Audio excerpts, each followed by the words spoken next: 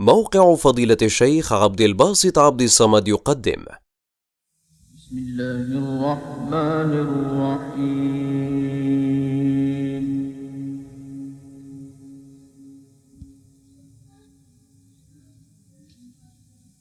ألف لام را. تلك آيات الكتاب المبين.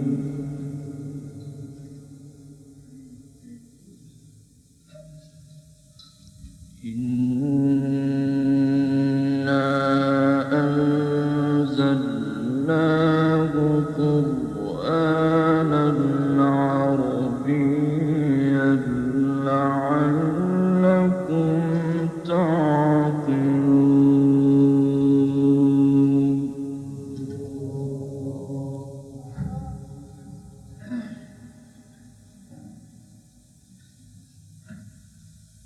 تلك آيات الكتاب المبين. إنا أنزلناه قرآنا عربيا لعلكم تعقلون.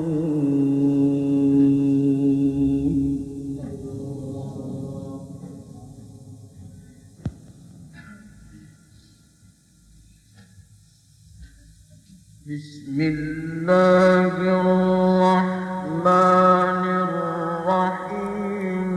ألف لام را. تلك آيات الكتاب المبين.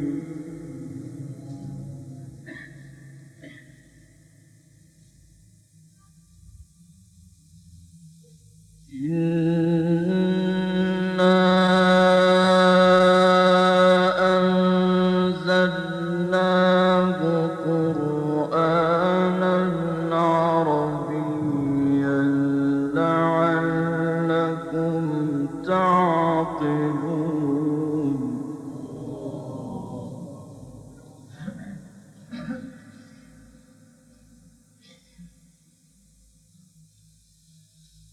نحن نقص عليك أحسن القصص بما أوحينا إليك هذا القرآن.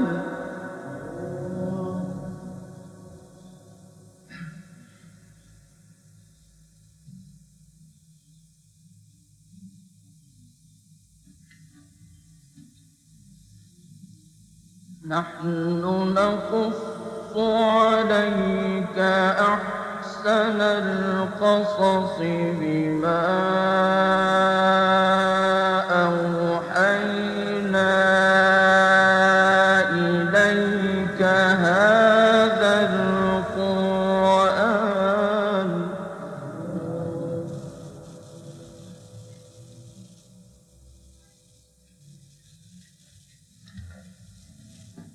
أحسن القصص بما أوحينا إليك هذا القرآن وإن كنت من قبله لمن الغافلين.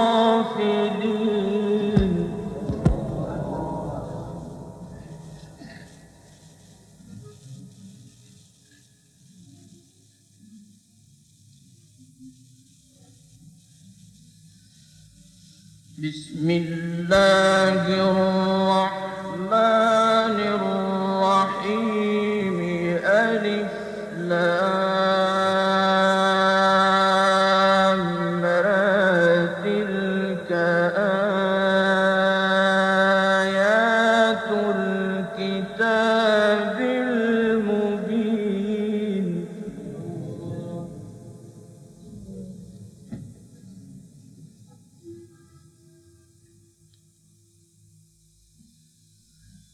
إنا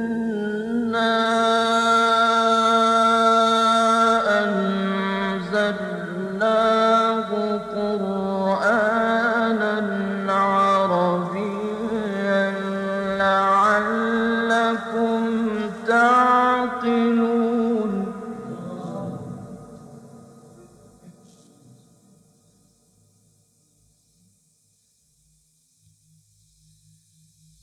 نحن نقص عليك أحسن القصص بما أوحينا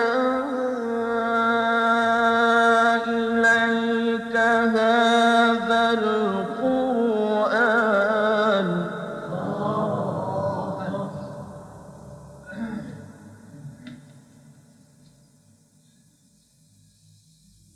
بما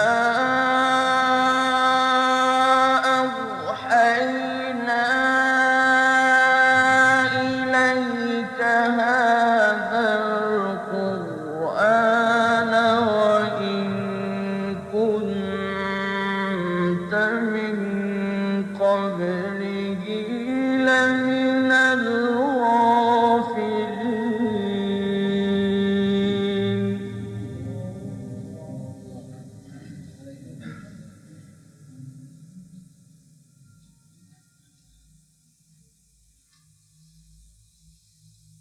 إذ قال يوسف لأبيه يا أبت إني رأيت أحد عشر كوكبا والشمس والقمر رأيتهم لي ساجدين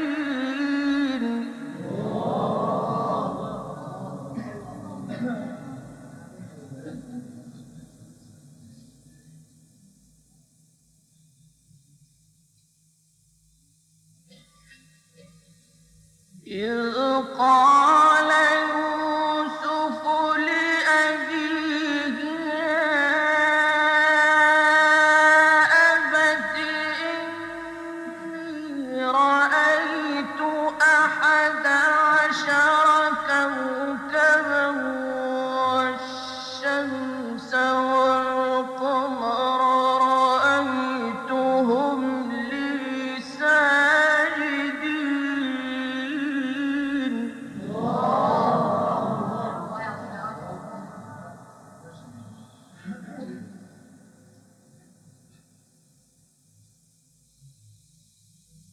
إذ قال يوسف لأبيه يا أبت إني رأيت أحد عشر كوكبا والشمس والقمر رأيتهم لي ساجدين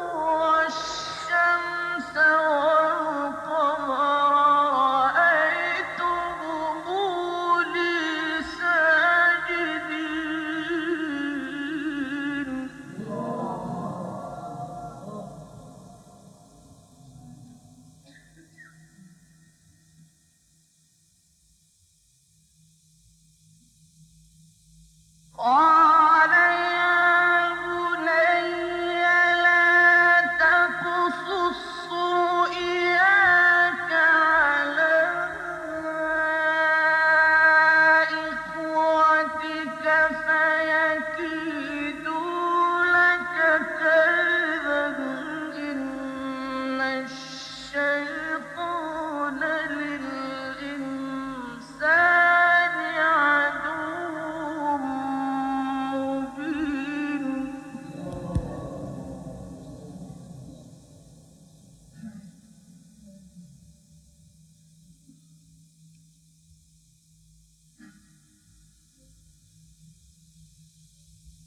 قال يا بني لا تقصص رؤياك على إخوتك فيكيدوا لك كيدا إن الشيطان للإنسان عدو مبين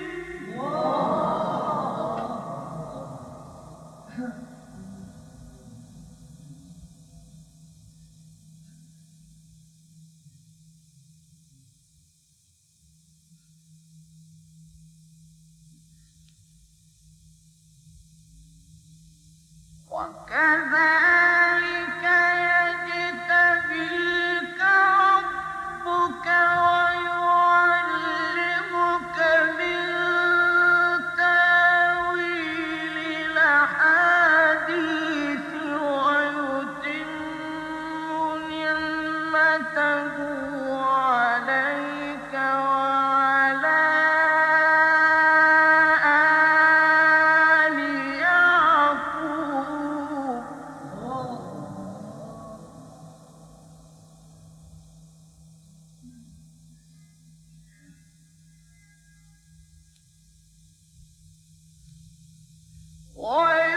ويتم نعمته عليك وعلى آل يعقوب كما أتمها على أبويك من قبل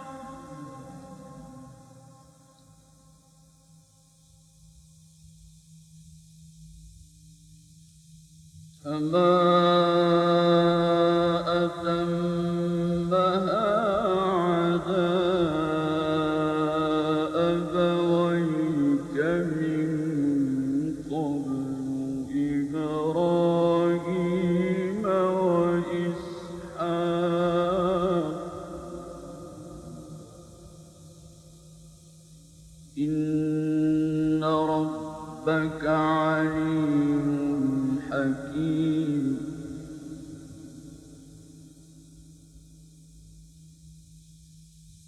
لقد كان في يوسف وإخوته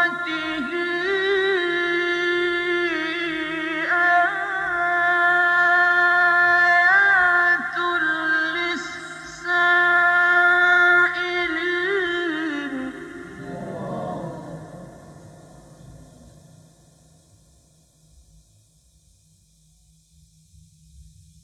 إذ قالوا ليوسف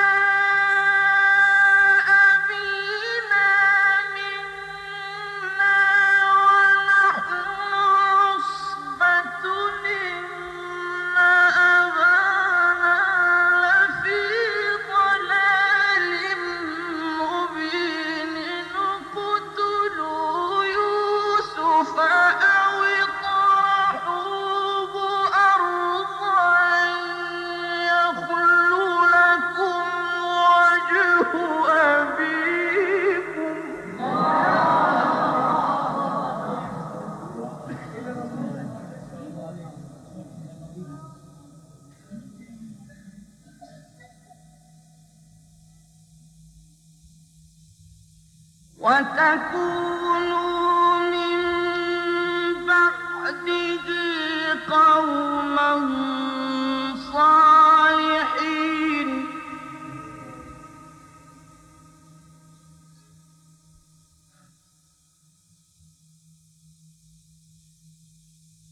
لقد كان في يوسف وإخوته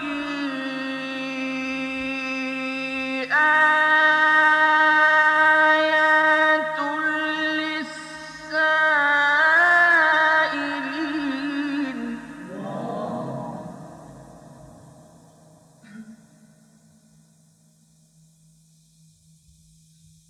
إذ قالوا ليوسف وأخوه أحب إلى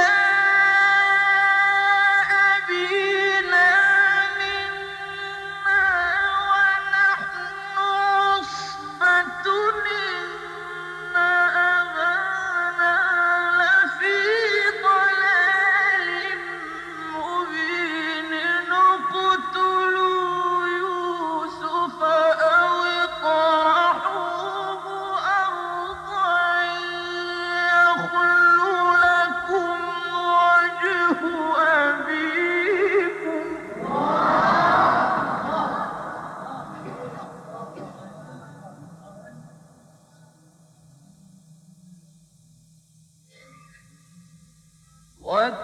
وتكونوا من بعده قوما صالحين.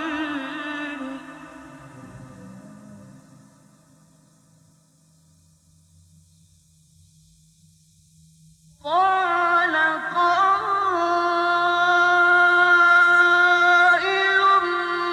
منهم لا تقتلوا يوسف وألقوه في غيابات الجب يلتقطه بعض السيارة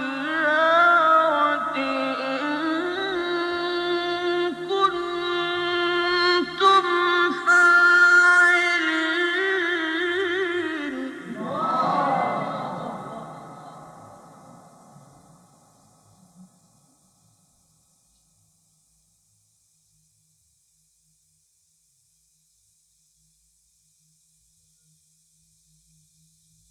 قالوا يا أبانا ما لك لا تأمنا على يوسف وإنا له لناصحون. أرسله معنا غدا يرتع ويلعب.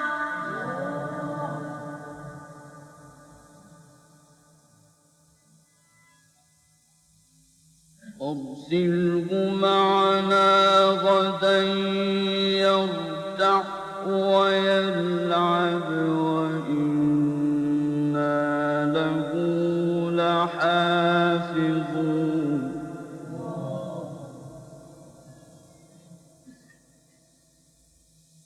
قالوا يا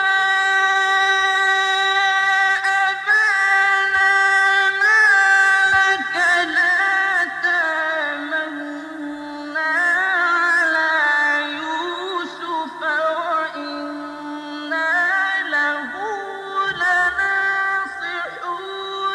أرسله معنا غدا يرتع ويلعب وإنا له لحافظون.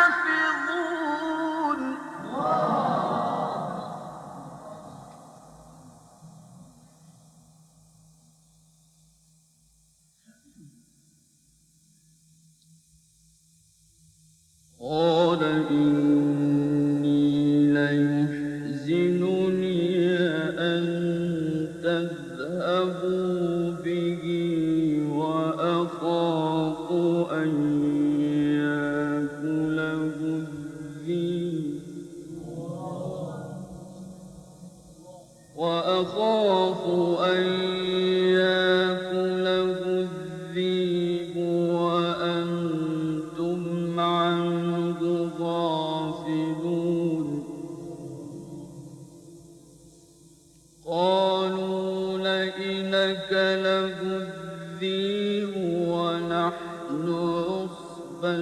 إنا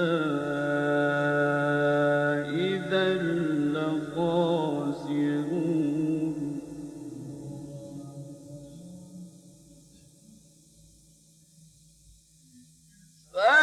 فلما ذهبوا به وأجمعوا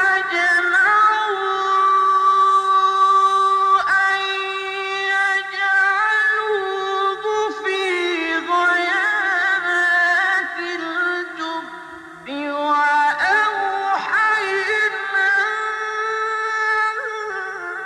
إليه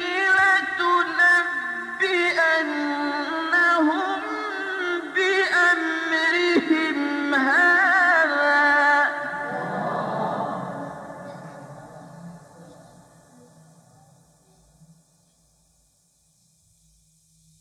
وهم لا يشعرون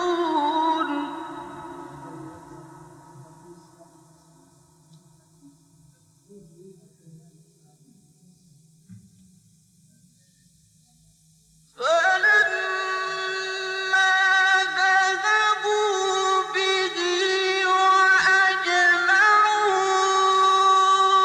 أن يجعلوه في غيابات الجب وأوحينا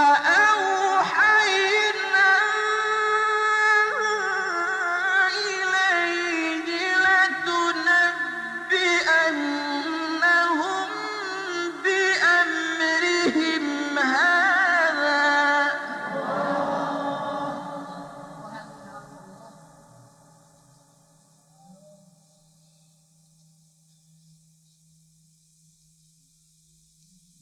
وهم لا يشعرون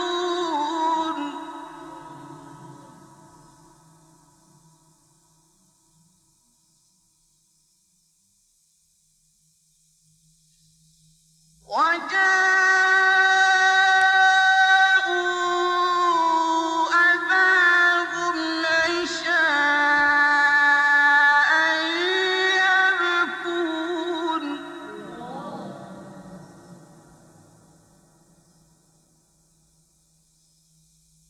قالوا يا أبانا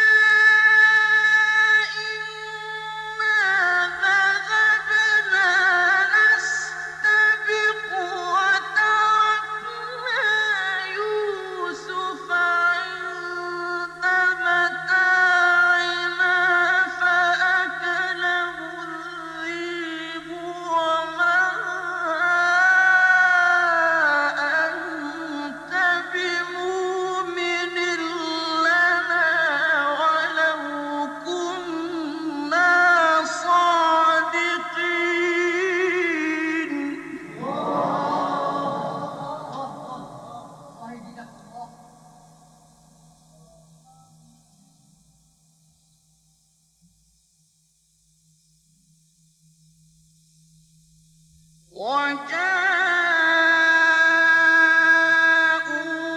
وجاءوا على قميصه بدم كذب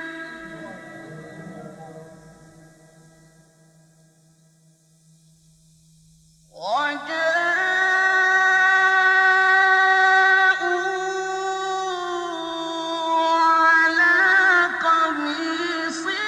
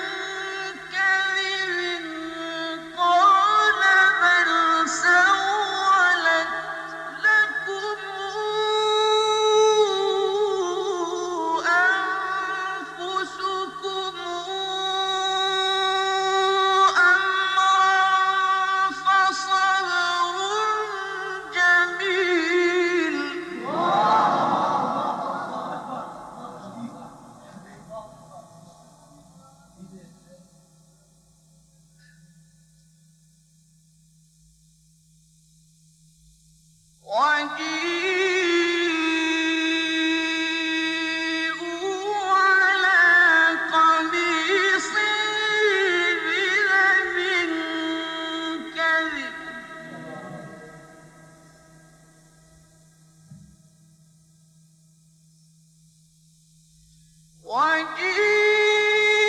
وجيءوا على قميصه بدم كذب قال بل سولت لكم أنفسكم أمرا قال بل سولت لكم أنفسكم أمرا فصبر جميل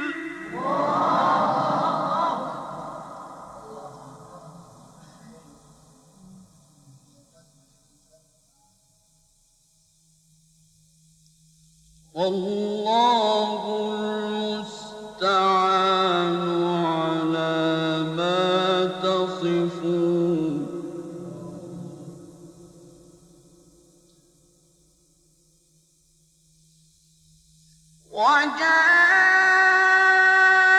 وجاءت سيارة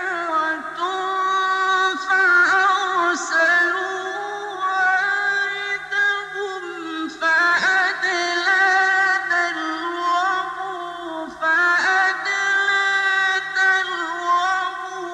قال يا بشرى هذا غلام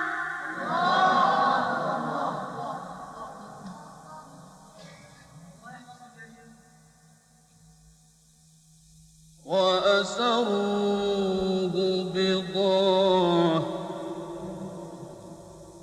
والله عليم بما يعملون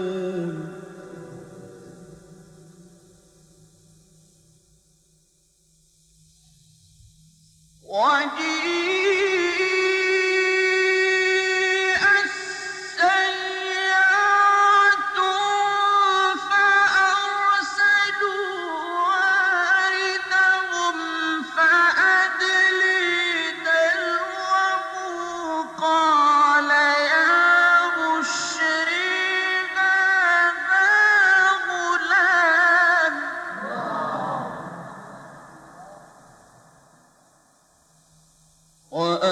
وأسروه بضاعة والله عليم بما يعملون وشروه بثمن بخس دراهم معدودة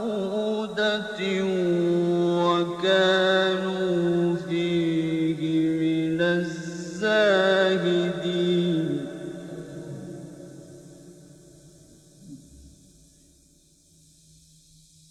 وقال الذي اشتراه من مصر لامرأته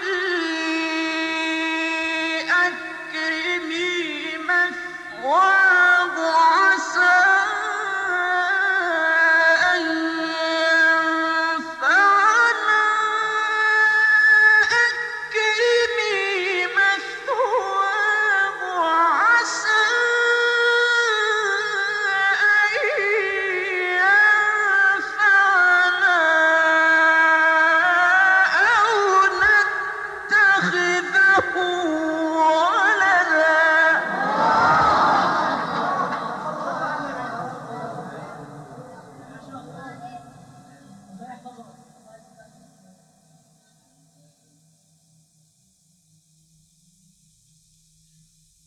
وكذلك مكنا ليوسف في الأرض ولنعلمه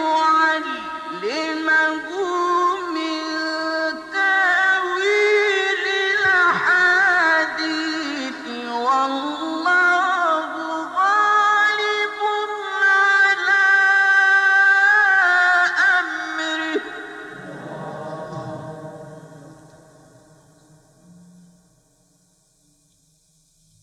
ولكن أكثر الناس لا يعلمون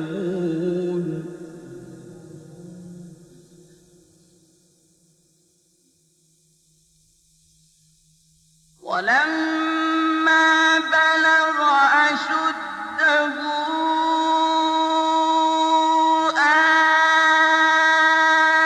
آتيناه حكما وعلما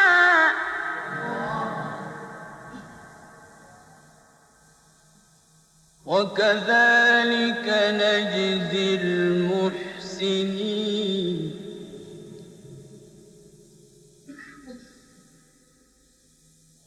وراودته التي هو في بيتها عن نفسه وغلقت الأبواب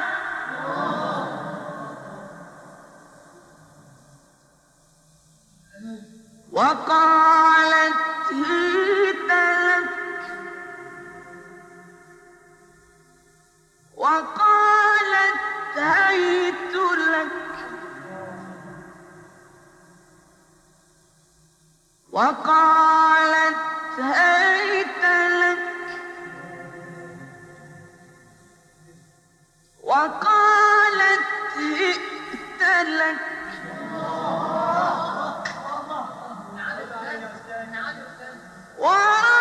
وراودته التي هو في بيتها عن نفسه وغلقت الأبواب وقالت هيت لك وقالت هيت لك وقالت هيت لك وقالت هئت لك قال معاذ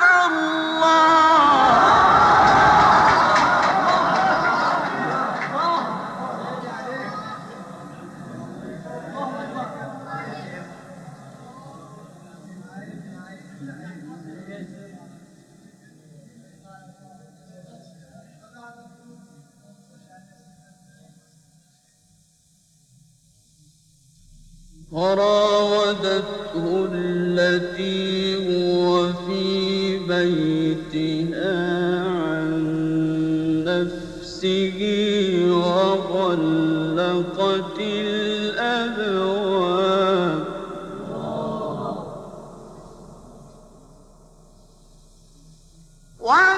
وغلقت الأبواب وقالت هيت لك وقالت هيت لك وقالت هيت لك وقالت هئت لك وغلقت الأبواب وقالت هيت لك قال معاذ الله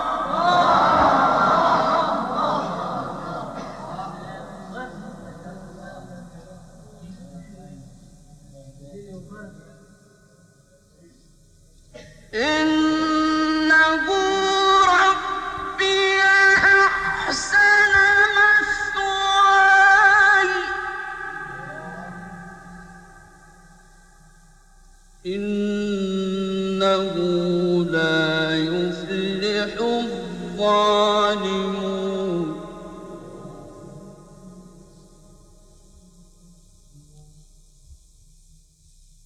ولقد همت به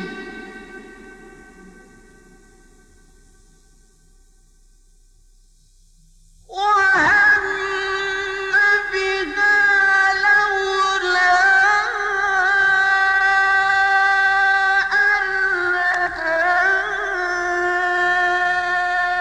برهان ربه كذلك لنصرف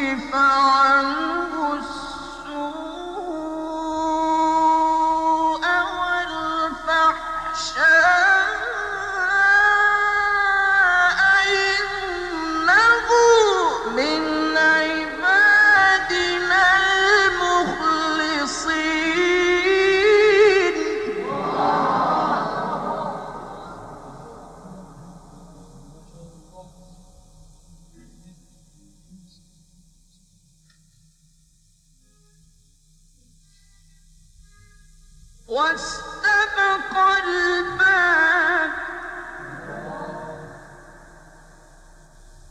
واستبق الباب وقدت قميصه من دبر وألف يا سيدها لدى الباب قالت ما جزاء من أراد بأهلك سوءا إلا أن يسجن أو عذاب أليم قال هي راودتني عن نفسي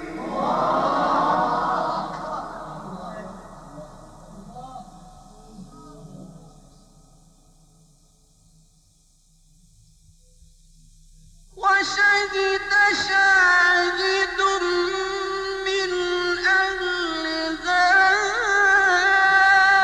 إن كان قميصه قد من قبل فصدقت وهو من الكاذبين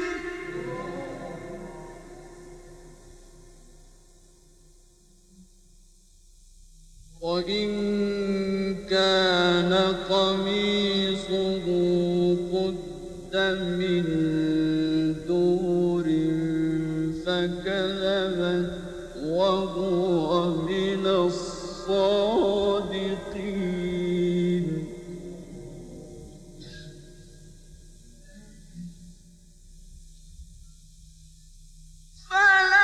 فلما رأى قميصه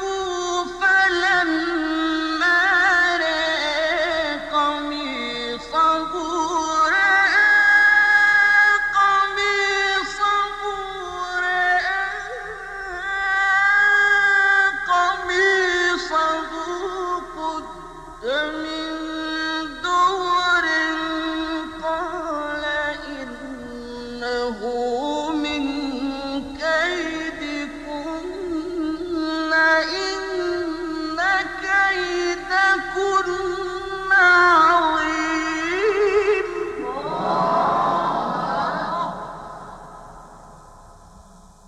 يوسف أعرض عن هذا واستغفري لذنبك